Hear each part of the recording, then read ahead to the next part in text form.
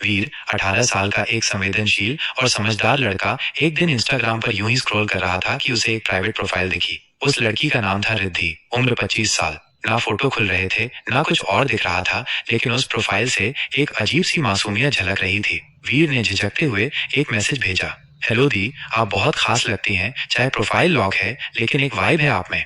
दी कहने में एक मासूमियत थी, एक सुरक्षा का भाव। और शायद इसी वजह से रिद्धि ने पहली बार किसी अजनबी के मैसेज का जवाब दिया, जो वो आमतौर पर कभी नहीं करती थी, क्योंकि हर नया नंबर या मैसेज वो बात करके तुरंत ब्लॉक कर देती थी। धीरे धीरे बातचीत बढ़ी। वीर हर सुबह उसे गुड मॉर्निंग भेजता, रात को गुड नाइट।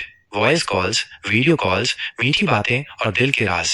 रिद्धि, जो पहले खुद को खो चुकी थी, धीरे धीरे वीर के शब्दों में मुस्कुराने लगी। उसने महसूस किया कि ये लड़का कुछ अलग है, ये उसे चाहता नहीं, उसे समझता है। उसके अतीत के अंधेरे को वो छूता नहीं था, बस रोशनी देता था। 2 से 3 साल ऐसे ही निकल गए। रिद्धि ने अपने टूटे रिश्तों की कहानियां वीर से साझा की, अपने डर, अपनी उम्मीदें, अपने सपने। वीर ने कभी भी उस पर सवाल नहीं किए, बस सुनता रहा, समझता रहा। उसने कभी नहीं कहा, मैं हूं तुम्हारे लिए, उसने हर दिन ये साबित किया। रिद्धि ने वीर को गर्व से मेरा दोस्त कहना शुरू कर दिया। ये रिश्ता अब गहराई छूने लगा था। एक दिन वीर ने वो कह दिया जो वो सालों से महसूस कर रहा था, रिद्धि, मैं अब तुमसे सिर्फ एक दोस्त की तरह नहीं जुड़ा हूँ, मैं तुमसे सच में प्यार करता हूँ। कुछ पल की चुप्पी के बाद रिद्धि ने कहा, वीर, तुम बहुत अच्छे हो, पर शायद हम बस अच्छे दोस्त ही रह सकते हैं। तुमको याद है, तुमने जब पहली बार मुझे मैसेज किया था, मुझको दीदी बोला था, तुम मुझसे छोटे हो, फिर भी मैंने तुमको एक दोस्त माना, मुझे माफ कर दो, लेकिन ये नहीं हो सकता। वीर ने कोशिश की, दिमाग से नहीं दिल से। कॉल्स किए, मैसेज भेजे, समझाया, बट रिद्धि का जवाब एक ही रहा, नहीं बस दोस्त। कुछ हफ्तों की दूरी और वीर की खामोशी के बाद रिद्धि ने एक लंबा मैसेज भेजा, वीर, शायद मैं तुम्हें सही से समझ नहीं पाई थी, तुम हमेशा मेरे साथ रहे, बिना कुछ मांगे। क्या हम फिर से एक नई शुरुआत कर सकते हैं, इस बार सच्चे भरोसे के साथ? वीर इस बार थोड़ी देर चुप रहा, फिर एक गहरी सांस लेते हुए टाइप किया, ठीक है, लेकिन इस बार मैं कुछ कहूंगा नहीं, सिर्फ निभाऊंगा। उस रात पहली बार वीर अपने पूरे परिवार के सामने बैठा। मम्मी, मौसी, छोटी बहन सब थे। कमरे में हल्का सा सन्नाटा था। वीर ने गला साफ किया और धीमे मगर साफ शब्दों में कहा, एक बात है जो मैं बहुत समय से छुपा रहा था। रिद्धि नाम की एक लड़की है, हम 2-3 साल से दोस्त हैं। वो मुझसे उम्र में बड़ी है, लेकिन मैं उससे प्यार करता हूँ, और अब वो भी मुझ पर भरोसा करने लगी है। हम दोनों साथ रहना चाहते हैं। एक पल को सब शांत। फिर मौसी ने पूछा, कितना बड़ा फर्क है उम्र का? 7 साल। मम्मी कुछ देर उसे देखती रही, फिर मुस्कुराई। उन्होंने वीर के सिर पर हाथ रखा, बेटा, अगर तुम खुश हो तो उम्र की क्या बात है, हमें तो बस तुम्हारी खुशी चाहिए। और अगर वो लड़की तुझे समझती है, तेरा साथ चाहती है, तो हम भी उसे अपनाने को तैयार हैं। मौसी ने हल्के से मुस्कुराकर कहा, हमसे कब मिलवा रहे हो उसे? वीर की आंखों में अचानक चमक लौट आई। दिल की धड़कनें तेज थीं, लेकिन चेहरा उम्मीद से भरा। उसने बिना देर किए फोन उठाया और रिद्धि को कॉल मिलाया। Ring, ring, ring. कमरे में सबकी निगाहें वीर पर थीं, लेकिन कॉल उठी नहीं।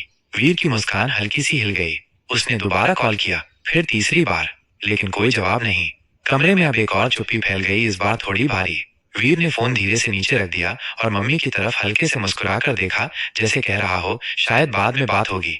पर दिल के अंदर कहीं एक बहुत हल्का डर पनपने लगा था।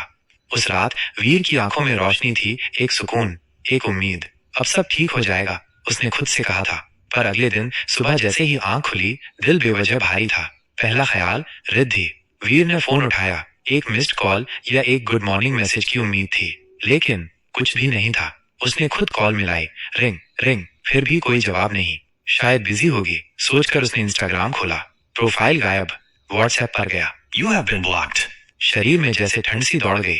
वीर ने टेलीग्राम देखा, सिग्नल चेक किया, फेसबुक खोला, हर जगह ब्लॉक। हर वो रास्ता जहां से एक रिश्ता सांस लेता था, अब दम तोड़ चुका था। जिस लड़की को उसने पूरे परिवार के सामने स्वीकार किया था, जिसके लिए उसने सब कुछ पारदर्शी किया था, वो अचानक ऐसे चली गई जैसे कभी थी ही नहीं। न कोई मैसेज, न अलविदा, न वजह, सिर्फ एक सन्नाटा। वीर हड़बड़ाया, कमरे में चक्कर लगाए, माँ को कुछ बताना चाहा, लेकिन कुछ बोल न सका। उसने अपने तकिए में मुंह छुपा लिया, जैसे किसी ने उसके अंदर की सारी आवाजें चुरा ली हों। दिमाग में गूंजता रहा, तुम खास हो, हमेशा साथ रहूंगी, मुझ पर भरोसा रखना। सब कुछ अब बस एक धोखे की गूंज बनकर रह गया। कमरे का कोना जहां कभी वो रिद्धि से बातें करता था, अब वीर को काटने लगा। उसका मोबाइल, जो कभी रिद्धि की हंसी से भरा होता था, अब सबसे भारी चीज लगने लगा। उसने फोन बंद किया, खुद को बंद कर लिया। अब वीर सिर्फ एक नाम नहीं, एक टूटी हुई उम्मीद था। हर सुबह बेआवाज होती, हर रात एक सवाल से भरी, क्या मेरी गलती सिर्फ ये थी कि मैंने भरोसा किया? आईने में वो खुद से आंख नहीं मिला पाता था। जिस रिद्धि के लिए सब किया, उसी ने सबसे बड़ा धोखा दिया। एक रात जब सब सो रहे थे, वीर अपनी डायरी में कुछ शब्द लिख रहा था। काली स्याही से कांपते हाथों से आंसू गिरते जा रहे थे, पर शब्द रुक नहीं रहे थे।